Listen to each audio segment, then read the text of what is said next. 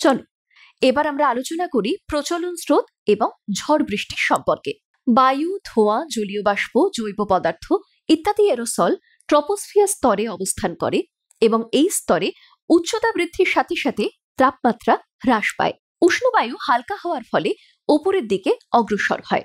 আর্দ্র এবং উষ্ণ বায়ু হালকা হয়ে ট্রপোস্ফিয়ার অঞ্চলের পরিচলন স্রোতের সৃষ্টি ঘটায়। এই উষ্ণ বায়ু যখন শীতল বায়ুর মধ্যে দিয়ে প্রসারিত হয় তখন এটি কিউমিউলোনিম্বাস মেঘ তৈরি করে।